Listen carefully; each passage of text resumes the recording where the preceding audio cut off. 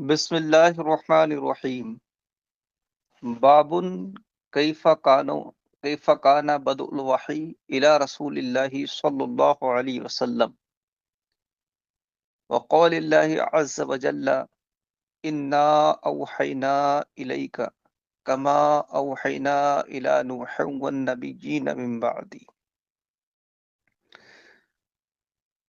کتاب اور مصنف علیہ الرحمہ سے متعلق تعارفی اور تمہیدی گفتگو ہم کل کے سبق میں کر چکے۔ اب یہاں سے باقاعدہ ابواب میں سے باب و ابتدائی الوحی کا آغاز کیا جاتا ہے۔ امام بخاری علیہ رحمت و رضوان نے جو باب کی الفاظ ذکر کیے ہیں، یعنی جو اوپر کی جلی لفظوں میں عبارت ہے، وہ یہ ہے: باب کیف کان وضع الوحی الی رسول اللہ صلی اللہ علیہ وسلم۔ باب جو ہے اس میں ترکیبی اعتبار سے دو وجہ ٹھیک ہیں۔ یہ باب مبتدا محذوف حاذا کی خبر ہے، یعنی اصل عبارت یہ ہے حاذا بابن، یہ باب ہے۔ اس صورت میں بابن پر ہم تنوین پڑھیں گے، اور کیف کان وضع الوحی، یہ آگے کی جو عبارت ہے وہ الگ جملہ ہو جائے گا۔ اور دوسری ترکیب اس میں یہ ہو سکتی ہے کہ یہاں مبتدا محذوف ہے حاذا، اور یہ بابو ہے ضمے کے ساتھ، یعنی ایک ضمے کے ساتھ، پیش کے ساتھ۔ یہ مضاف ہے کیفا کانا وضع الوحی اس جملے کی طرف۔ تو ترکیب اس طرح ہو جائے گی کہ حاذا اس میں اشارہ محذوف مبتدا، باب مضاف، کیفا کانا وضع الوحی الی رسول اللہ، یہ پورا جملہ مل کر مضاف الیہ ہو جائے گا۔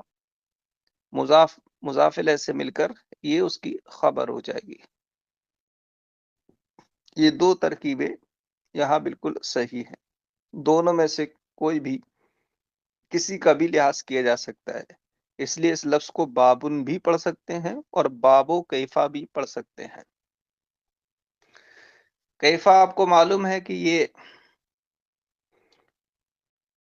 اسماء استفہام میں سے بھی ہے اور اسماء شرط میں سے بھی ہے، یعنی یہ استفہام کے لیے بھی استعمال ہوتا ہے، جیسے کیفا انتا، تم کیسے ہو، اور یہ شرط کے لیے بھی استعمال ہوتا ہے، جیسے کیفا تصنع اصنع۔ تو یہ اسماء استفہام میں بھی ہے اور اسماء شرط میں بھی ہے۔ الوحی، وحی کا لغوی معنی، یعنی لغت میں وحی کے کئی ایک معنی ہیں، جیسے اشارہ کرنا، کسی چیز کا لکھنا، پیغام، کلام خفی، اسی طرح ہر وہ چیز جو انسان اپنے علاوہ کسی دوسرے تک پہنچائے۔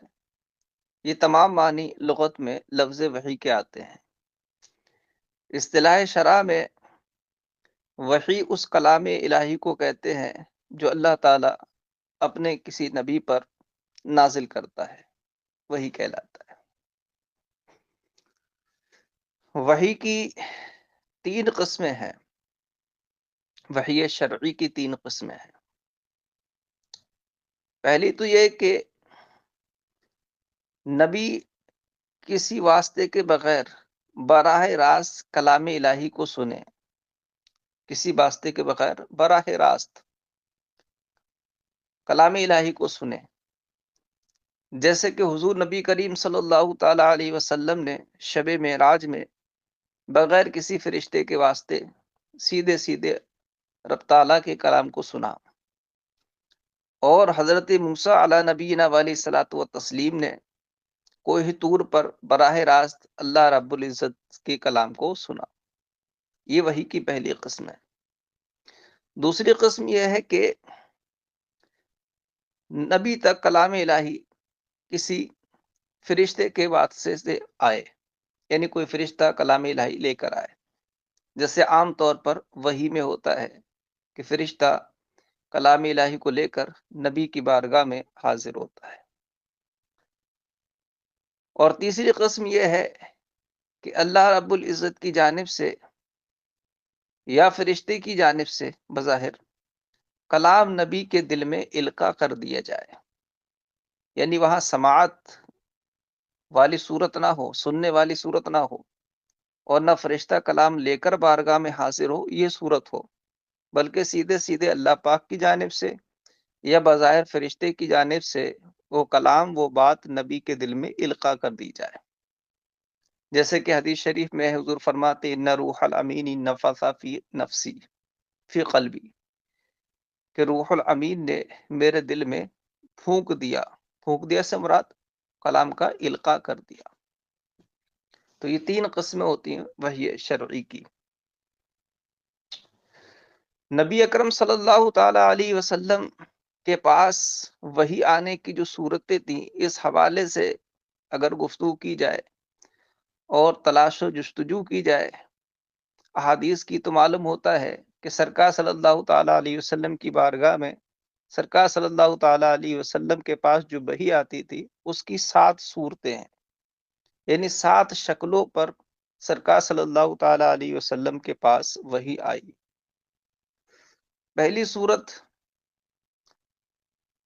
صالح اور نیک خواب۔ انبیاء علیہ السلام کے جملہ خواب صالح ہوتے ہیں، ہے نا، رویا صالحہ، یہ بھی نبی کے حق میں وحی ہوتے ہیں۔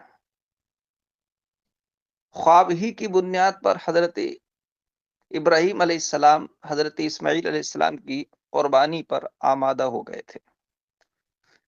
خواب میں تو دیکھا تھا، قال یا بنی انی ارانی فی المنام انی اذبحک۔ الفاظ میں آیت کے کچھ مس کر رہا ہوں۔ آیت کا مفہوم یہ ہے کہ اے میرے بیٹے، میں نے خواب میں خود کو دیکھا کہ میں تم کو ذبح کر رہا ہوں۔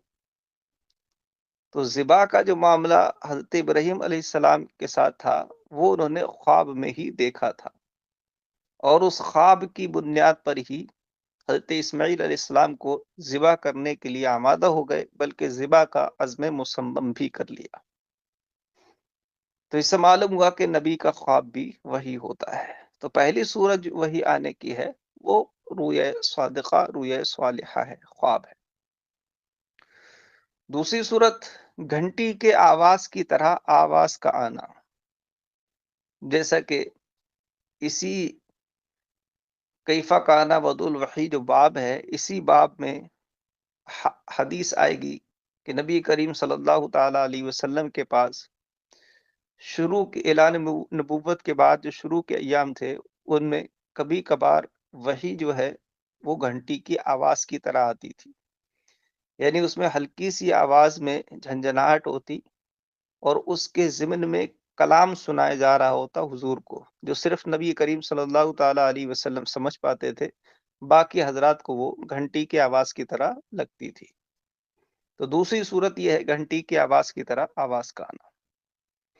تیسری صورت فرشتے کا کسی عام انسان کی، کسی بشر کی شکل میں آ جانا، جیسا کہ حضرت جبریل علیہ السلام بہت مرتبہ حضرت دحیہ کلبی اور دیگر صحابہ کرام کی شکلوں میں آئے اور پیغام خدا اللہ کے محبوب سرکار صلی اللہ علیہ وسلم کی بارگاہ میں انہوں نے حاضر کیا۔ چوتھی صورت کہ جبرائیل علیہ السلام وحی لے کر آئے اپنی اصلی صورت پر۔ نبی کریم صلی اللہ تعالی علیہ وسلم نے 2 بار حضرت جبرائیل علیہ السلام کو ان کی اصلی صورت پر دیکھا ہے، اور جب وہ اپنی اصلی صورت میں ہوتے ہیں تو وہ نور کے پیکر ہوتے ہیں، ان کے 600 یا اس سے بھی زیادہ پر ہیں جن سے یاقوت اور موتی جھڑتے ہیں۔ تو فرشتہ اپنی اصل شکل و صورت پر آئے، یہ بھی وحی کی ایک صورت ہے، اور وحی کی پانچویں صورت یہ ہے کہ بغیر کسی واسطے کے نبی کے دل میں کلام ڈال دیا جائے، جیسے کہ حضور نے فرمایا ان روح الامین نفث فی قلبی، کہ روح امین نے میرے دل میں پھونک مار دی، دم کر دیا۔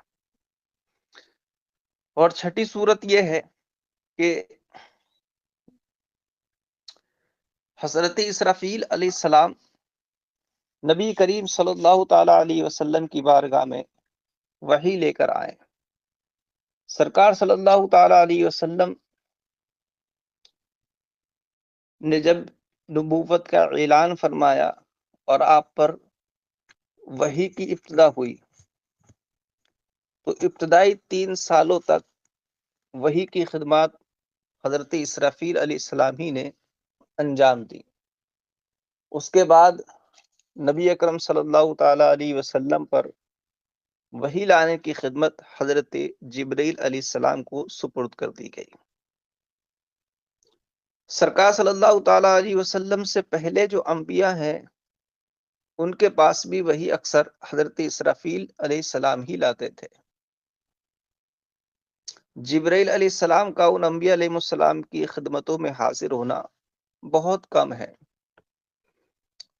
مواہب لدنیا میں حضرت جبرائیل علیہ السلام کی انبیاء علیہ السلام کی بارگاہ میں حاضری کا تذکرہ کرتے ہوئے صاحب مواہب نے لکھا کہ جبرائیل علیہ السلام حضرت آدم علیہ السلام کی بارگاہ میں 10 بار گئے ہیں، حضرت ابراہیم علیہ السلام حضرت آدم علیہ السلام کی بارگاہ میں 12 بار حاضر ہوئے، حضرت ادریس علیہ السلام کی بارگاہ میں 4 بار، حضرت نوح علیہ السلام کی بارگاہ میں 50 بار، حضرت ابراہیم علیہ السلام کی بارگاہ میں 42 بار حاضر ہوئے، حضرت موسیٰ علیہ السلام کی بارگاہ میں 400 بار، اور حضرت عیسیٰ علیہ السلام کی بارگاہ میں 10 بار، اور اللہ کے رسول صلی اللہ تعالی علیہ وسلم کی بارگاہ میں 24,000 مرتبہ حاضر ہوئے ہیں۔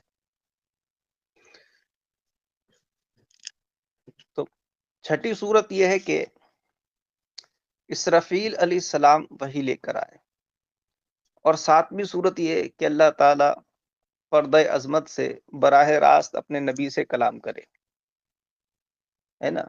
جیسے کہ معراج کی رات اللہ رب العزت نے نماز کی فرضیت، نماز کا جو تحفہ دیا، اس پیغام کے پہنچانے میں کوئی فرشتہ وغیرہ واسطہ نہیں تھا، بلکہ اللہ تعالیٰ نے خود پردہ عظمت سے اپنے نبی سے کلام فرمایا۔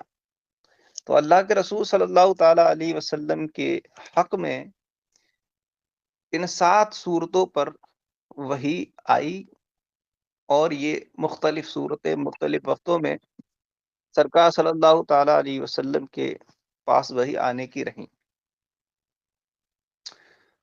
آگے لفظ ہے الی رسول اللہ۔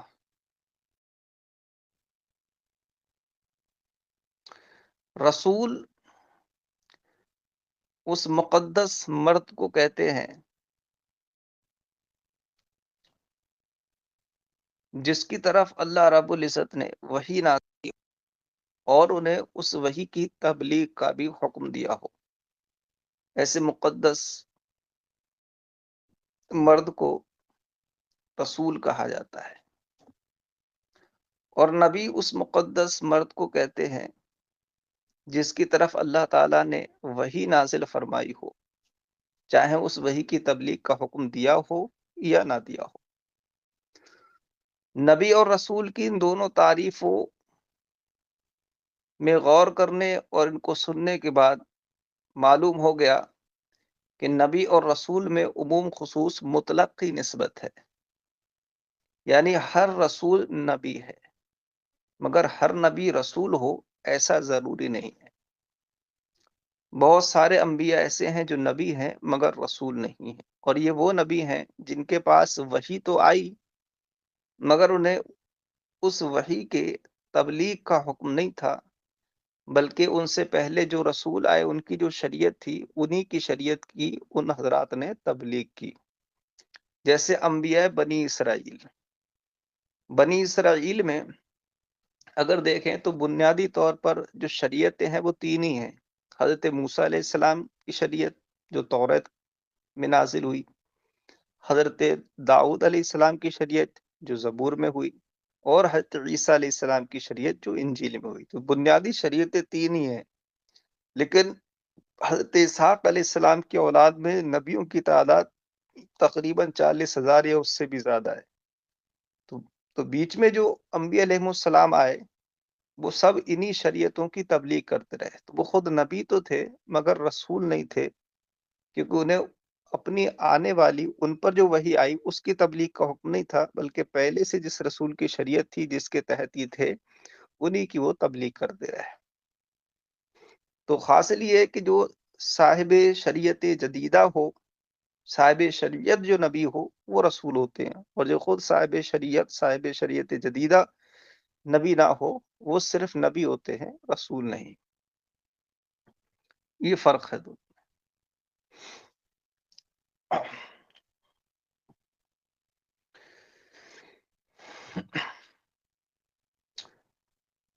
آگے فرمایا وقول اللہ عز وجل، وقول اللہ عز وجل. اس لفظ میں بھی ترکیبی لحاظ سے دو احتمال ہیں اور دونوں صحیح ہیں. ان دونوں میں سے جو بھی چاہیں پڑھ سکتے ہیں. قول اللہ عز وجل، قول میں لام پر کسرہ پڑھیں، قول اللہ. اس صورت میں اس کا عطف ہوگا کانا بدء الوحی الی رسول اللہ صلی اللہ تعالی علیہ وسلم پر.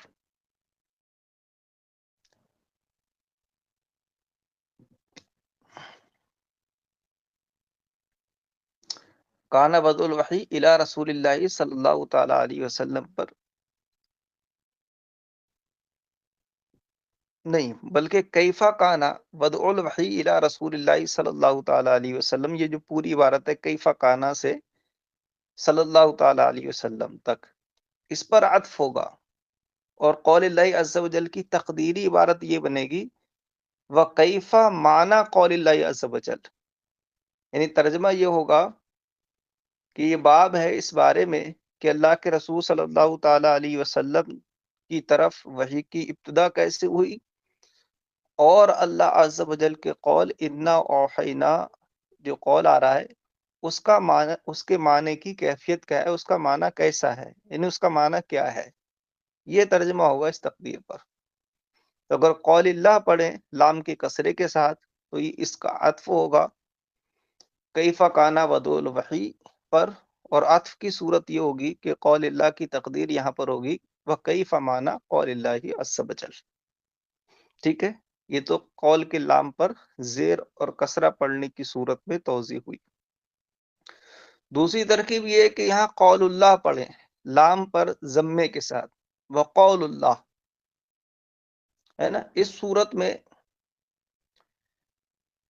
یہ مبتدا محذوف کی خبر بن جائے گا، یعنی وہ حاضہ قول اللہ عز و جل، اور یہ اللہ تعالیٰ کا قول انا اوحینا ہے.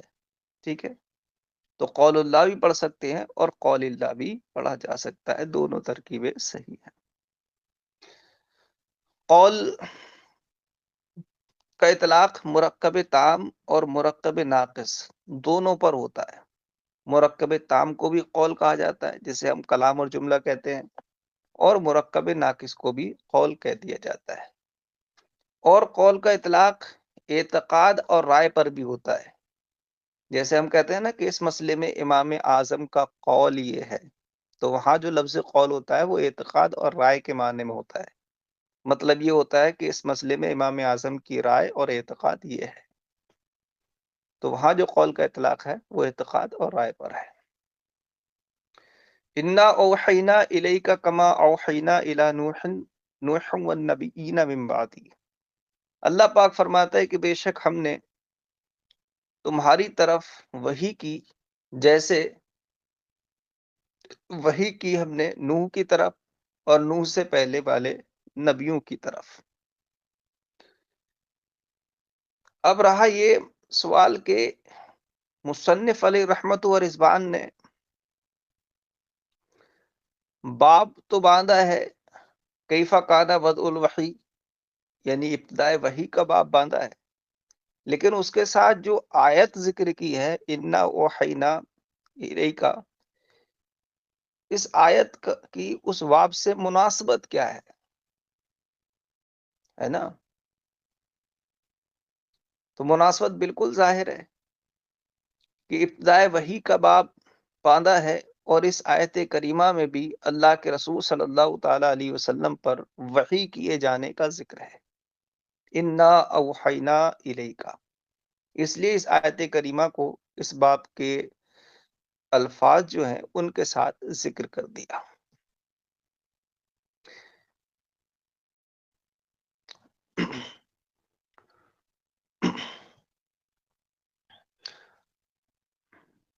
دیکھیں الفاظ دیکھیے، بابن کیفا کانا بدء الوحی الی رسول اللہ صلی اللہ علیہ وسلم وقول اللہ عز وجل انا اوحینا الیک کما اوحینا الی نوح والنبیین من بعدہ۔